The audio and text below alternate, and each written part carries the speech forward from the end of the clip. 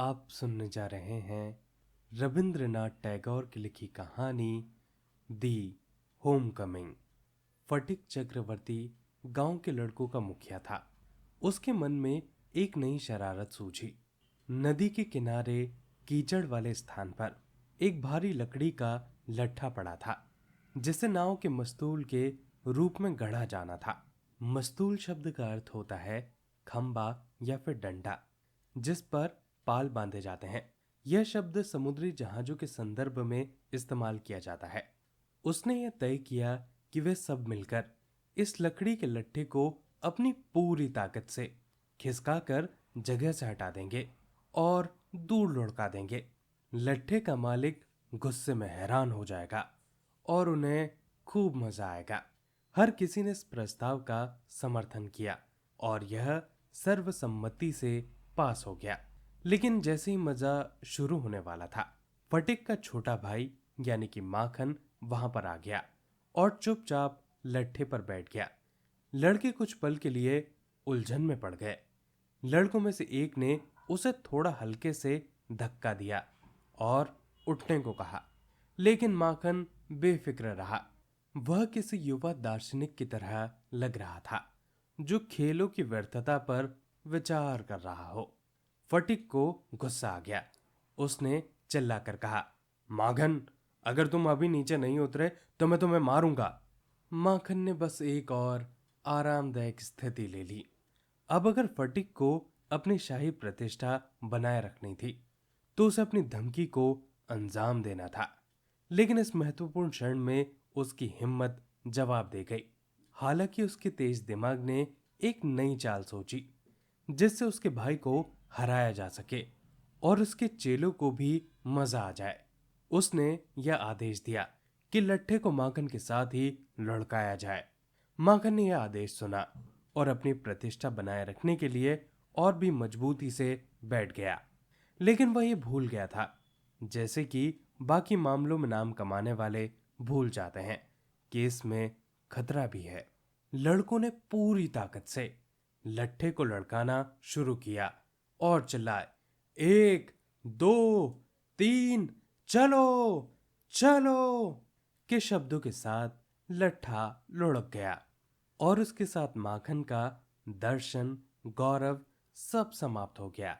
बाकी लड़के खुशी से चिल्लाने लगे, लेकिन फटिक थोड़ा डर गया। उसे पता था कि अब क्या होने वाला है और वाकई माखन जमीन से उठा, गुस्से में चीखता हुआ और अंधाधुंध फटिक पर टूट पड़ा। उसने फटिक का चेहरा नोचा, मारा और लात मारी और फिर रोता हुआ घर चला गया। नाटक का पहला अंक समाप्त हुआ। फटिक ने अपना चेहरा पोंछा और नदी के किनारे एक डूबी हुई नाव के किनारे बैठकर घास चबाने लगा। तभी एक नाव किनारे आकर रुकी और एक अधेड़ उम्र का आदमी, जिसके बाल सफेद और मूछें काली थी, उतरकर किनारे आया। उसने लड़के को यहां बैठे देखा और पूछा, चक्रवर्ती का घर कहाँ है? फटिक घास चबाते हुए बोला, उधर। लेकिन यह समझाना मुश्किल था कि वह कहाँ इशारा कर रहा है। उस आदमी ने फिर से पूछा। उसने नाव के किनारे अपने पैर झुलाए और कहा, जाकर पता कर लो, और फिर से घास चबाने लगा। लेकिन अब घर से एक नौकर आया और फटिक को बताया कि उसकी माँ उसे बुला रही है। फटिक ने जाने से इनकार कर दिया, लेकिन इस बार नौकर ही मालिक बन गया। उसने फटिक को बेरहमी से उठाया और उसे घर ले गया, जबकि फटिक क्रोध से तड़पता हुआ हाथ पैर मार रहा था। जब फटिक घर आया तो उसकी माँ ने उसे देखा। उसने गुस्से में कहा, तुमने फिर से माखन को मारा? फटिक ने नाराजगी भरे स्वर में जवाब दिया, नहीं, मैंने नहीं मारा। ये तुमसे किसने कहा? उसकी माँ चिल्लाई, झूठ मत बोलो, तुमने मारा। फटिक ने अचानक कहा, मैं कह रहा हूं मैंने नहीं मारा, तुम माखन से पूछो। लेकिन माखन ने पहले वाली बात पर डटे रहना ही सही समझा। उसने कहा, हाँ माँ, फटिक ने मुझे मारा। फटिक का धैर्य पहले से ही जवाब दे चुका था। वह इस अन्याय को सहन नहीं कर सका। उसने माखन पर झपटकर उसे पीटना शुरू कर दिया और कहा, ये लो और ये, झूठ बोलने के लिए। उसकी मां तुरंत माखन की तरफ हो गई और फटिक को खींचकर अलग किया। उसने फटिक को हाथों से पीटा। जब फटिक ने उसे धक्का दिया तो वह चिल्लाई, क्या बदमाश, क्या अपनी मां पर हाथ उठाओगे? यह नाजुक स्थिति चल ही रही थी कि तभी सफेद बालों वाला अजनबी आ पहुंचा। उसने पूछा कि क्या मामला है? फटिक शर्मिंदा और झेपता हुआ खड़ा था, लेकिन जब उसकी मां पीछे हटकर उस अजनबी को देखती है तो उसका गुस्सा आश्चर्य में बदल जाता है। उसने ये पहचान लिया था कि वह उसका भाई है और चिल्लाई, अरे दादा, आप कहां से आए? यह कहते ही उसने उनके पैर छू लिए। उसका भाई शादी के बाद जल्द ही मुंबई चला गया था और वहां कारोबार शुरू कर दिया था। इस बीच उसकी बहन विधवा हो गई। बिशंबर अब कोलकाता लौट आया था और उसने अपनी बहन के बारे में पूछताछ की। जैसे ही उसे जानकारी मिली तो वह उसे देखने दौड़ा चला आया।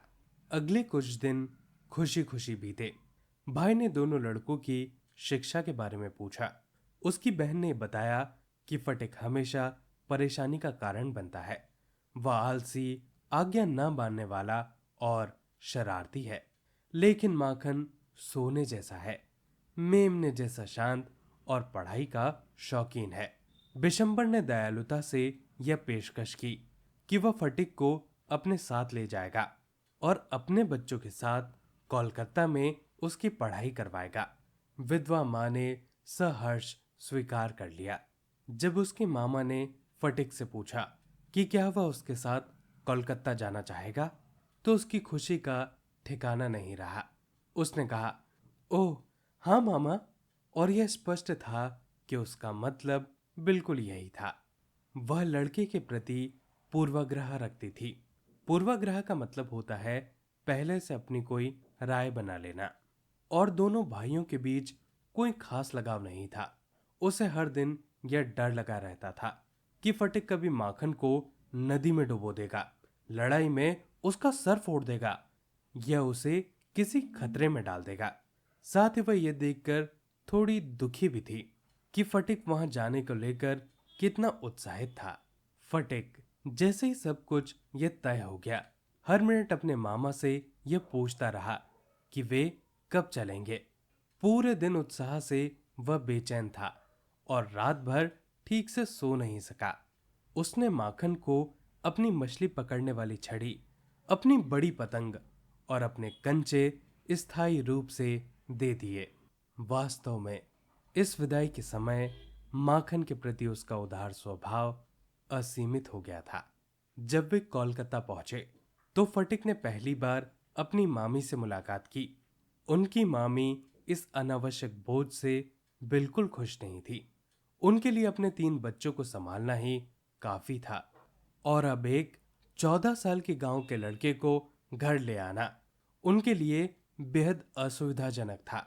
बिशंबर को ऐसा काम करने से पहले 2 बार सोचना चाहिए था। इस संसार में 14 साल की उम्र के लड़के से बड़ी कोई परेशानी नहीं होती। वह ना तो सुंदर दिखता है और ना ही उपयोगी होता है। उसे छोटे बच्चे की तरह दुलार करना मुश्किल है और वह हमेशा रास्ते में आता रहता है। यदि वह बचकानी भाषा में बात करता है तो उसे बच्चा कह दिया जाता है, और यदि वह वयस्कों की तरह जवाब देता है तो उसे बदतमीज कह दिया जाता है। वास्तव में उसकी कोई भी बात लोगों को पसंद नहीं आती। इस उम्र में लड़कों की आवाज भद्दी हो जाती है और टूटने लगती है। उसका चेहरा अचानक से कोणीय और अनाकर्षक हो जाता है। छोटे बच्चे की गलतियों को माफ करना आसान होता है, लेकिन 14 साल के लड़के की मामूली चूक भी सहन करना मुश्किल लगता है। लड़का खुद भी अपनी स्थिति से अजीब महसूस करता है। जब वह बड़ों से बात करता है तो या तो वह जरूरत से ज्यादा आत्मविश्वास दिखाता है या फिर इतना शर्मीला हो जाता है कि अपनी उपस्थिति से शर्मिंदा लगता है। यही वह उम्र है जब एक लड़के के दिल में सबसे ज्यादा पहचान और प्यार की चाह होती है। वह उस किसी का गुलाम बन जाता है जो उसकी थोड़ी सी भी परवाह दिखाता है, लेकिन उसे खुलकर प्यार करना गलत माना जाता है क्योंकि इसे लड़के के लिए बुरा समझा जाता है। इसलिए वह फटकार और डांट फटकार का शिकार बन जाता है और वह ऐसा महसूस करता है जैसे वह अपने मालिक से बिछड़ा हुआ आवारा कुत्ता हो। 14 साल के लड़के के लिए उसका अपना घर ही स्वर्ग होता है। किसी अजनबी के घर में अजनबी लोगों के साथ रहना उसके लिए किसी यातना से कम नहीं होता, जबकि महिलाओं की दयालु नजरें पाना और उनसे तिरस्कृत ना होना उसके लिए सबसे बड़ी खुशी होती। फटिक के लिए अपनी मामी के घर में एक अवांछित मेहमान होना और हर मौके पर तिरस्कृत किया जाना बहुत ही दुखदाई था। अगर कभी मामी उसे कुछ करने के लिए कहती तो वह इतना खुश हो जाता कि उस काम को हद से ज्यादा कर लेता और फिर मामी उसे डांटती, इतने मूर्ख मत बनो और अपनी पढ़ाई पर ध्यान दो। अपनी मामी के घर की तंग और उपेक्षापूर्ण स्थिति ने फटिक को इतना परेशान कर दिया कि उसे सांस लेना भी मुश्किल लगता। वो खुले गांव की ओर भागकर अपनी सांसें भरना चाहता था, लेकिन उसके चारों ओर केवल कोलकाता के घर और दीवारें थी।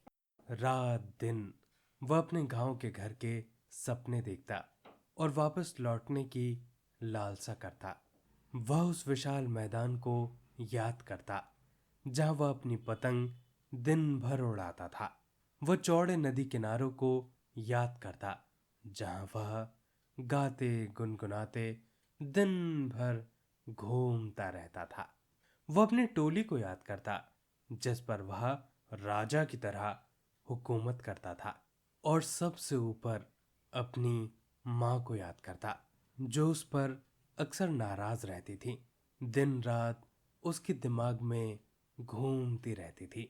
उसकी माँ के लिए एक तरह का शारीरिक प्रेम जानवरों जैसा, उनके पास रहने की तड़प, उनकी अनुपस्थिति में एक गहरी कसक और दिल में एक मौन पुकार, जैसे शाम के समय बछड़े अपनी माँ के लिए पुकारते हैं, ठीक वैसी। इस प्रेम ने इस शर्मीले, दुबले पतले, अजीब और बदसूरत लड़के को बेचैन कर दिया। इसे कोई समझ नहीं सका, लेकिन यह इसके मन पर लगातार हावी था। फटिक पूरे स्कूल में सबसे पीछे रहने वाला लड़का था।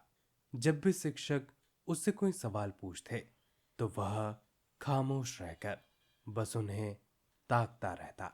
वह एक अधिक भार ढोने वाले गधे की तरह धैर्यपूर्वक अपनी पीठ पर पड़ने वाले हर प्रहार को सहता। जब दूसरे लड़के बाहर खेलते तो वह खिड़की के पास खड़ा होकर दूर दराज के घरों की छतों को टकटकी लगाकर देखता रहता और अगर किसी छत पर बच्चों को खेलते हुए देखता तो उसका दिल तड़प उठता। एक दिन उसने हिम्मत जुटाई और अपने मामा से पूछा, मामा, मैं घर कब जा सकता हूँ?